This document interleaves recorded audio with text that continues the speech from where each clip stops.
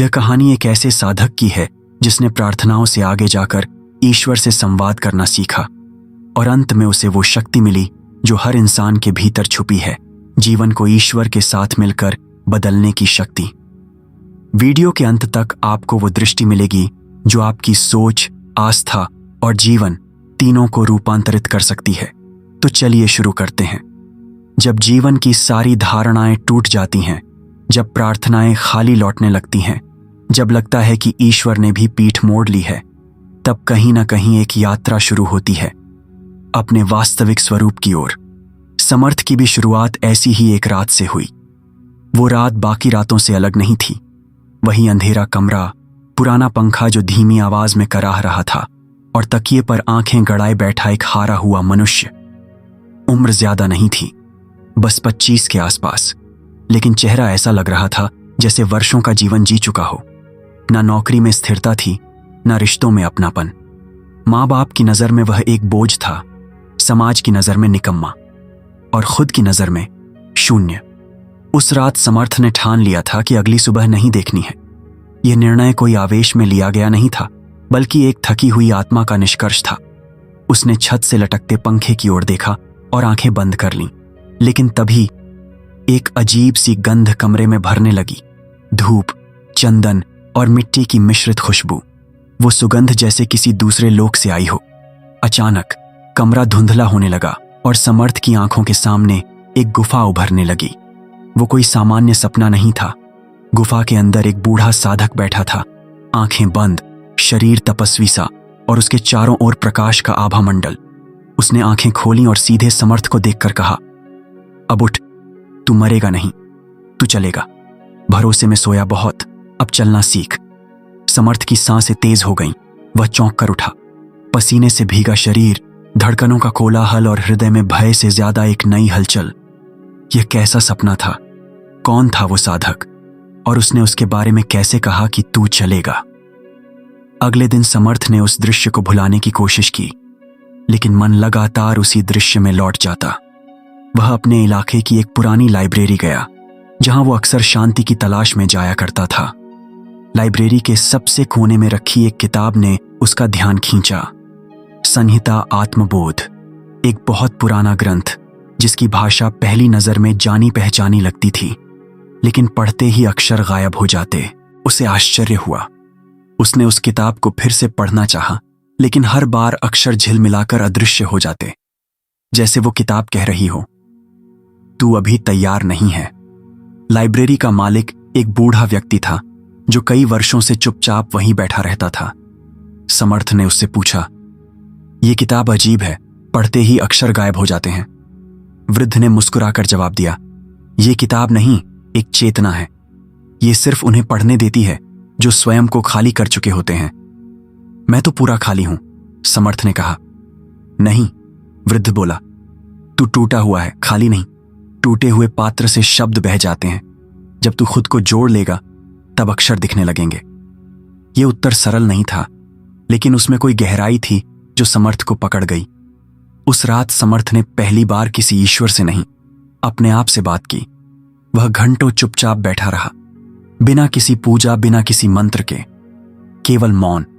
और उस मौन में एक विचार धीरे धीरे आकार लेने लगा। क्या ईश्वर कोई बाहर की शक्ति नहीं, बल्कि मेरे ही भीतर की कोई दिव्य चिंगारी है? तीसरी रात जब वह सोने गया, उसे फिर वही सपना आया। गुफा, साधक, और इस बार साधक ने कहा, तू भरोसे में फंसा है। ईश्वर के भरोसे चलने वाला रुक जाता है, लेकिन जो उसके साथ चलता है वो ब्रह्मांड को आगे बढ़ाता है। अगले ही दिन समर्थ फिर से लाइब्रेरी गया, किताब फिर से खोली और इस बार पहला वाक्य दिखाई दिया, परमात्मा कोई हाथ पकड़ने वाला नहीं, वो तो तेरे ही हाथों से रचता है। इसके बाद किताब फिर गायब हो गई, लेकिन वो एक वाक्य जैसे अंदर घुसकर कुछ खोल गया। समर्थ को अब खुद से पूछना पड़ा, क्या अब तक मैं प्रार्थना करके जिम्मेदारी टालता रहा? क्या मैं हमेशा किसी चमत्कार के इंतजार में बैठा रहा? क्या मैंने जीवन को अपने कंधों पर उठाने की हिम्मत नहीं दिखाई? शायद हां, और यहीं से यात्रा शुरू हुई। समर्थ ने साधारण कामों में असाधारण ध्यान देना शुरू किया। वह सुबह जल्दी उठने लगा, बिना किसी प्रयोजन के, केवल अपने आप से मिलने, उसने पहली बार अपनी मां को बिना किसी कारण के गले लगाया और पहली बार किसी राह चलते व्यक्ति की आंखों में झांक कर आप ठीक हैं पूछा। इन छोटी बातों ने उसके भीतर कोई परिवर्तन शुरू कर दिया, लेकिन असली मोड़ तब आया जब उसे एक अजीब सी अनुभूति होने लगी। उसके विचार कभी कभी उस वास्तविकता को आकार देने लगे जिनकी उसने कल्पना की थी। एक दिन उसने सोचा, काश मेरी लाइफ में कोई मार्गदर्शक होता जो मुझे समझाता कि मैं कौन हूं। उसी शाम एक अनजान नंबर से कॉल आया। क्या आप समर्थ हैं?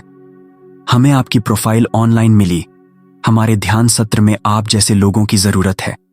और वह एक ऐसे व्यक्ति से मिलने पहुंचा जो साधारण कपड़े में एक असाधारण चेतना लिए बैठा था। उस व्यक्ति ने उसे देखकर सिर्फ एक बात कही, तुम्हें बुलाया गया है। अब तुम्हारे जीवन की डोर तुम्हारे और उसके बीच सीधी जुड़ चुकी है, लेकिन ये डोर नाजुक है, भरोसे से नहीं चलेगी, भागीदारी से चलेगी। समर्थ ने पूछा, उसका मतलब क्या है? मतलब ये, उस व्यक्ति ने मुस्कुराते हुए कहा, अब तुम सिर्फ दुआ नहीं करोगे, अब तुम रचना करोगे। अब तुम्हारा हर विचार, हर कर्म उसके साथ मिलकर भविष्य की रचना करेगा। उस रात समर्थ को नींद नहीं आई। वो सोचता रहा, क्या वाकई ऐसा हो सकता है?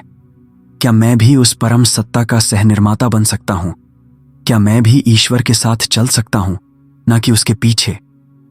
तभी अचानक एक अजीब सी ठंडी हवा कमरे में चली, जैसे किसी ने माथे पर हाथ रखा हो, और फिर एक पंक्ति जैसे भीतर से उभरी, तू अकेला नहीं है, मैं तेरे साथ हूं, लेकिन तब तक नहीं जब तक तू अपने साथ नहीं होता।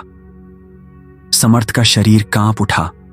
कोई शक्ति थी जो उसका मन पढ़ रही थी, कोई अदृश्य अस्तित्व जो केवल तभी सक्रिय होता है जब हम भी चलना शुरू करते हैं।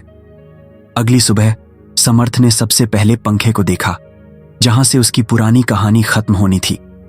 अब वही पंखा उसके लिए एक गवाह बन चुका था, उस क्षण का जब उसने आत्मसमर्पण नहीं, आत्मनिर्माण का मार्ग चुना। उसने दीवार पर लिखा, मैं अब ईश्वर से नहीं मांगता, मैं उसके साथ बनाता हूं, क्योंकि भरोसे में इंतजार है और साथ में रचना। यही था उस साधक की यात्रा का पहला चरण, जब टूटे हुए टुकड़ों से वह खुद को जोड़ने लगा, जब उसने अपनी ही राख से एक नई उड़ान की तैयारी शुरू की। और ब्रह्मांड ने भी ये देखा और धीरे धीरे जवाब देना शुरू किया। कभी कभी इंसान खुद को बदलने का निश्चय करता है और ब्रह्मांड उसे बदलने की अनुमति दे देता है, लेकिन जब कोई खुद को जानने का निश्चय करता है तो ब्रह्मांड सिर्फ अनुमति नहीं देता, वह उसे हर परत में, हर जन्म में, हर आयाम में उतार देता है। समर्थ को यह बात समझ में आने लगी थी। उसने अब मन में एक स्पष्ट निर्णय लिया था, मैं केवल जीवन नहीं जीना चाहता, मैं जीवन के रहस्य को जानना चाहता हूं, मैं स्वयं की सीमाओं को पार करना चाहता हूं। अगर ईश्वर मेरे साथ है तो मैं उसके साथ चलूंगा, लेकिन चलूंगा पूरी तरह जागकर। उसी निर्णय के कुछ दिन बाद वह फिर से उस साधारण दिखने वाले व्यक्ति से मिलने गया जिसने उसे कहा था, अब डोर जुड़ चुकी है। इस बार वो व्यक्ति उसे किसी कमरे में नहीं मिला, बल्कि एक नदी के किनारे ध्यानस्थ मिला, जैसे प्रकृति और चेतना दोनों मिलकर उसे शिक्षा देने को तैयार थे। बैठो, उस व्यक्ति ने आंखें खोले बिना कहा, अब समय आ गया है कि तुम त्रिकाल दीक्षा ग्रहण करो। त्रिकाल दीक्षा?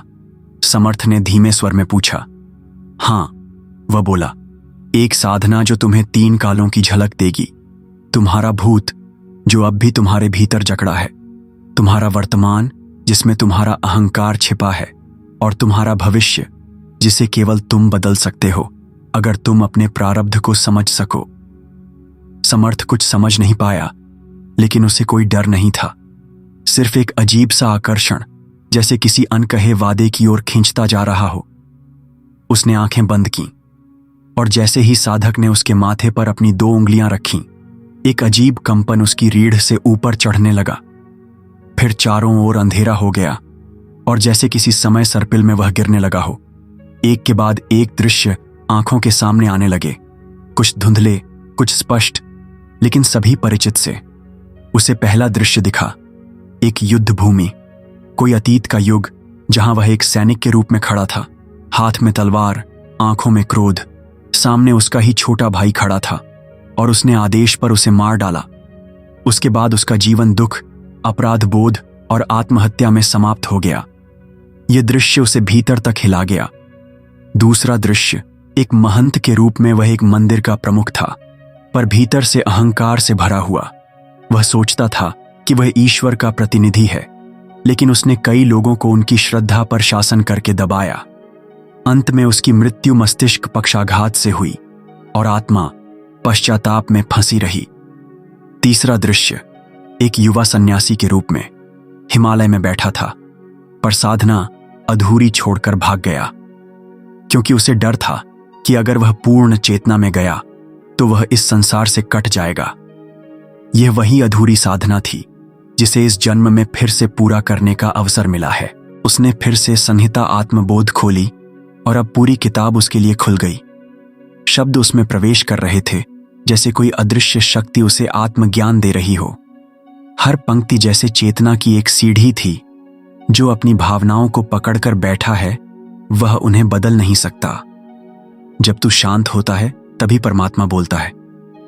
प्रार्थना करना सरल है, निर्णय लेना कठिन, लेकिन निर्णय ही सह निर्माण की शुरुआत है।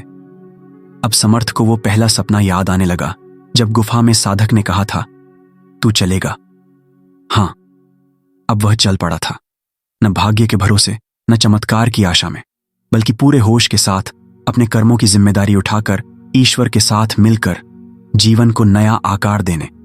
एक शाम वह साधक फिर से मिला, बोला, अब तू साधना के पहले चरण से निकल चुका है। अब तेरी आत्मा तेरे विचारों से बड़ी हो चुकी है। अगला चरण वो होगा जहां तुझे अपने ही भीतर ईश्वर से संवाद करना है। क्या मैं कर पाऊंगा? समर्थ ने पूछा। साधक ने हंसकर कहा, अब तू मुझसे क्यों पूछ रहा है? तू अब अकेला नहीं है। याद कर, वो बालक कौन था? समर्थ समझ गया, और उसके साथ ही एक नए अनुभव की तैयारी शुरू हो गई, जिसमें मौन बोलेगा, चेतना उत्तर देगी और एक साधारण मनुष्य अपने भीतर छिपे दिव्यता को पूर्ण रूप से स्वीकार करेगा। लेकिन वह चरण अभी आना था और ब्रह्मांड अब उसकी प्रतीक्षा कर रहा था। जब शब्द चुप हो जाते हैं तभी भीतर की भाषा शुरू होती है, और उस भाषा को समझने के लिए सिर्फ कान नहीं, पूरी आत्मा चाहिए। समर्थ अब उसी मोड़ पर पहुंच चुका था। त्रिकाल ध्यान की साधना के बाद उसमें एक स्थिरता आ गई थी, न कोई जल्दी, न कोई उत्तेजना। वह अब जीवन को जैसे पढ़ रहा था, हर दिन, हर भाव, हर निर्णय को। लेकिन अब वो जवाब नहीं ढूंढता था, वो प्रतीक्षा करता था, और शायद इसी वजह से ब्रह्मांड अब उसे उत्तर देने को तैयार हो गया था। साधक ने उसे बुलाया। हिमालय की एक उपत्यका में, एक ऐसी जगह जहां हजारों सालों से साधकों ने मौन के माध्यम से चेतना को छुआ था। अब तू मौन सिद्धि की ओर जाएगा, साधक ने कहा। लेकिन जान ले, मौन का मतलब चुप रहना नहीं, बल्कि अंदर के हर शोर को समाप्त करना है। जब तेरा मन, तेरी भावनाएं और तेरी स्मृतियां शांत हो जाएंगी, तभी तुझे वो सुनाई देगा जो हर युग में चुपचाप सबको देखता रहा है। समर्थ ने सिर झुका दिया। वह एक गुफा में 7 दिन और 7 रातों तक बैठा रहा, बिना किसी संवाद, बिना किसी साधना की तकनीकी प्रक्रिया के, बस मौन में। लेकिन मौन ने उसका स्वागत फूलों से नहीं किया। पहले दिन ही मन जैसे पागल हो गया। पुराने दुख, असफलताएं, रिश्तों की चोटें, भविष्य का भय, सब एक साथ सामने आ खड़े हुए। कभी कभी लगता जैसे वह पागल हो जाएगा, लेकिन उसे याद था, सच कभी बाहर नहीं आता जब तक भीतर के झूठ टूटते नहीं। चौथे दिन से कुछ बदलने लगा। विचारों की तीव्रता कम होने लगी। उसकी सांसें लंबी, गहरी और स्थिर हो गईं। समय जैसे ठहर गया था। और 5वें दिन कुछ ऐसा हुआ जिसे वह कभी शब्दों में नहीं बांध सका। उसके भीतर से एक ध्वनि उभरी, पर वो कोई शब्द नहीं था। वो केवल एक अनुभूति थी, जैसे कोई बहुत पुरानी, बहुत परिचित उपस्थिति धीरे धीरे उसके हृदय में उतर रही हो। फिर अचानक वह कोई और नहीं रहा। उसका नाम, उसकी पहचान, उसका शरीर, सब जैसे धुंध बन गया। अब वह केवल देख रहा था अपने भीतर एक आकाश को, जिसमें न कोई सीमा थी, न कोई शब्द। बस एक प्रकाश था जो न गर्म था न ठंडा, परंतु उसे समर्पित करता जा रहा था। फिर उसी प्रकाश से एक कंपन उठा, और जैसे वो कंपन उसके भीतर उतरने लगा।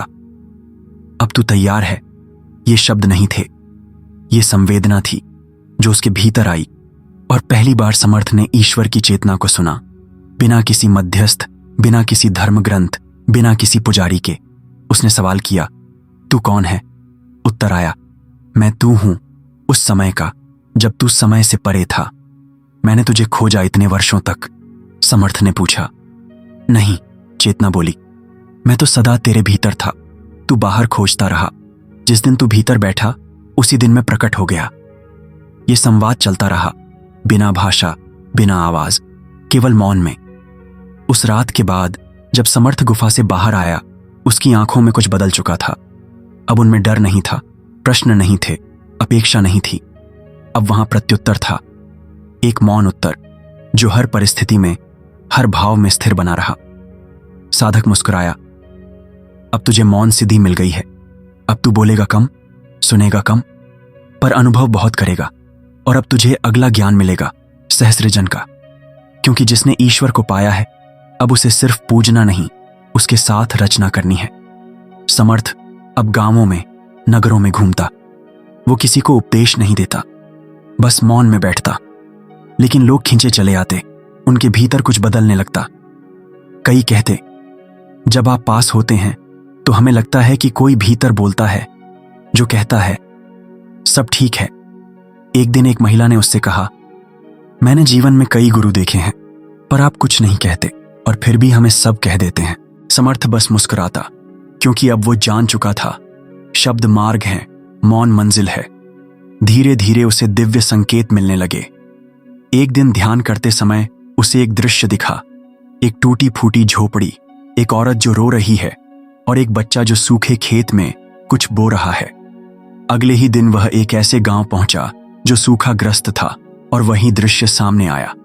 उसने उस औरत से बात नहीं की, बस खेत में उस बच्चे के पास जाकर बैठ गया और बोला, तू बीज डाल रहा है? बच्चे ने कहा, हाँ, पर बारिश नहीं आई तो कुछ नहीं होगा। समर्थ बोला, तू बीज डाल, बारिश मैं नहीं लाऊंगा, पर तेरी आस्था लाएगी। पर ध्यान रखना, आस्था का मतलब प्रार्थना नहीं, तैयारी है। वो बच्चा मुस्कुरा गया। कई दिन बीत गए और फिर एक रात घनघोर बारिश हुई। खेत हरे हो गए। गांव में पहली बार लोग बोलने लगे, ये कोई साधारण नहीं, ये कुछ लेकर आया है और कुछ छोड़कर चला गया। पर समर्थ कुछ नहीं लाया था, वह सिर्फ मौन लेकर आया था। और अब उसका मौन बोलने लगा था। उसे अब एक आभास होने लगा था, जैसे कोई बड़ी शक्ति उसके हर कदम के साथ चल रही है। लेकिन अब वह शक्ति कोई अलग इकाई नहीं थी, वह वही था। उसे याद आया वो बालक जो त्रिकाल ध्यान के दौरान मिला था, जिसने कहा था, तू समय के उस मोड़ पर खड़ा है जहां हर जन्म की एक रेखा मिलती है। अब समर्थ जान गया था, वह बालक उसका ही ब्रह्मस्वरूप था, उसकी आत्मा का वो अंश जो सदा जागृत था, पर उसे दिखाई नहीं देता था। अब उसका विश्वास बदल चुका था। अब वह ये नहीं कहता था, ईश्वर मेरी सहायता करेगा। अब वह कहता था, मैं ईश्वर के साथ हूं और हम दोनों साथ बनाएंगे।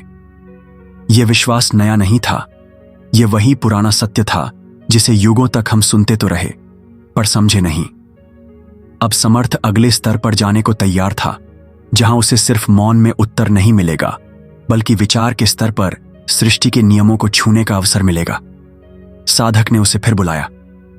अब तू चेतना से संवाद करना सीख चुका है, अब समय है कि तू रचना करना सीखे। ईश्वर तुझे अब आत्मदर्शन नहीं, सह निर्माण की शिक्षा देगा। समर्थ ने आंखें बंद की और एक नई यात्रा, एक नई अनुभूति अब शुरू होने वाली थी। कुछ यात्राएं मंजिल पर जाकर नहीं रुकती, बल्कि वहां से एक नई सृष्टि की शुरुआत होती है। समर्थ की यात्रा अब उसी मोड़ पर आ चुकी थी। उसने मौन से ईश्वर की चेतना को छू लिया था। अब उसे बोलने की जरूरत नहीं थी, उसका हर निर्णय, हर विचार एक संकेत बन चुका था। अब ब्रह्मांड उसके भीतर से बोल रहा था और वह सिर्फ सुन रहा था, समझ रहा था और रच रहा था। साधक ने अब उसे हिमालय से नीचे भेजा। कहा, अब तेरा ध्यान केवल तेरे भीतर नहीं रहेगा, अब तू उस प्रकाश को लेकर नीचे उतरेगा जहां अंधेरा है, भ्रम है, हताशा है। अब तू ज्ञान नहीं देगा, अब तू उदाहरण बनेगा। समर्थ शहर लौट आया। वही शोर, वही भाग दौड़, वही भीड़, लेकिन अब उसके भीतर वही मौन था। वो किसी को कुछ कहता नहीं था, पर लोग उसे देखकर रुक जाते। उसकी आंखों में कुछ था, शायद कोई ऐसा उत्तर जो शब्दों में कभी नहीं दिया गया था। एक दिन एक नौजवान आया, बोला, मैं टूट गया हूं, मेरी मां मर गई, मैं नौकरी हार चुका हूं और अंदर से सब खत्म हो चुका है। समर्थ ने सिर्फ उसकी आंखों में देखा और कहा, तो अब तू तैयार है? तैयार किसके लिए? युवक ने पूछा। उस निर्माण के लिए जो तेरी ही राख से खड़ा होगा, समर्थ ने धीरे से कहा। अब तुझ में सब टूट गया है, तभी तुझ में सब समा सकता है। वो युवक सन्न रह गया और उसी दिन से वो समर्थ का पहला शिष्य बना। धीरे धीरे लोगों की संख्या बढ़ने लगी, पर समर्थ कोई आश्रम नहीं बनाता, कोई गुरु नहीं बनता, बस एक दायरा बनाता है, मौन और आत्म साक्षात्कार का। वहां कोई प्रवचन नहीं होते, कोई पाठ नहीं पढ़ाए जाते, वहां बस लोग बैठते हैं और अपने भीतर उतरते हैं। वहां एक दीवार पर केवल एक वाक्य लिखा होता है, ईश्वर के भरोसे मत बैठो, उसके साथ चलो। वर्ष बीतने लगे। समर्थ ने कई शहरों में ऐसी ही चेतना स्थली बनाई, जहां न कोई धर्म पूछता, न जात। सिर्फ एक सवाल पूछा जाता, तू क्या अब खुद की जिम्मेदारी लेने को तैयार है? और अगर उत्तर आता हां, तो उसे बैठा दिया जाता, मौन में। समर्थ ने उन गांवों में पानी पहुंचाया जहां 20 वर्षों से सूखा था, पर बिना कोई राजनीतिक अभियान या प्रचार किए। उसने वहां सिर्फ लोगों को विचार की खेती सिखाई और प्रकृति ने स्वयं वर्षा कर दी। उसने युवाओं को बताया, ईश्वर तुम्हारे निर्णय में छुपा है, वो तुम्हारे साथ काम करना चाहता है, बशर्ते तुम उससे डरना बंद करो। एक दिन समर्थ एक बड़े मंच पर बुलाया गया, जहां सैकड़ों लोग थे, कैमरे थे, मीडिया था। सभी ने कहा, आपने कोई चमत्कार किया है क्या? कोई विशेष सिद्ध? समर्थ मुस्कुराया और सिर्फ एक वाक्य बोला, मैंने खुद को ईश्वर के बराबर नहीं, पर उसके साथ माना है। और जब इंसान उस चेतना को सह निर्माण का अधिकार देता है, तब चमत्कार नहीं, नियम बदलते हैं। पूरा हॉल मौन हो गया। उसी रात समर्थ ने अकेले में ध्यान किया और ध्यान में उसे वो साधक फिर दिखाई दिया, वही जिसने सबसे पहले कहा था, तू चलेगा। पर इस बार साधक ने झुककर उसके चरण छुए। समर्थ चौंका। आप क्या कर रहे हैं? साधक बोला, अब तू साधक नहीं रहा, अब तू खुद एक प्रकाश बन चुका है, जो अपने भीतर के ईश्वर को पहचान चुका है। और फिर वह साधक उसी प्रकाश में विलीन हो गया। समर्थ समझ गया, वो साधक कोई बाहर का व्यक्ति नहीं था, वो उसी का चेतन अंश था, जो उसे याद दिलाने आया था कि वो कौन है। और अब जब याद वापस आ चुकी थी, तो वो अंश, वो मार्गदर्शक अपने स्रोत में लौट गया। समर्थ ने अपनी आंखें बंद की और अब उसे किसी सवाल की जरूरत नहीं थी। अब वह ईश्वर से मांगता नहीं था, वह उससे बात करता था। अब वह डरता नहीं था, वह दिशा देता था। अब वह स्वयं को केवल मनुष्य नहीं मानता था। अब वह कहता था, मैं समर्थ हूं और मैं अब उसके साथ रचता हूं। कहानी यहां खत्म नहीं होती, क्योंकि जब भी कोई टूटता है और मौन में उतरता है, वहीं से वो समर्थ बनने की यात्रा शुरू होती है। और शायद अगला समर्थ आप हों। अगर इस कहानी ने आपके अंतर्मन की गहराइयों को छुआ है और ईश्वर के साथ चलने की प्रेरणा दी है, तो लाइक करें इस दिव्य यात्रा को, कमेंट करें अपनी आत्मिक अनुभूति और सब्सक्राइब करें, क्योंकि अगली कथा आपके भीतर के प्रकाश को जागृत कर सकती है। धन्यवाद।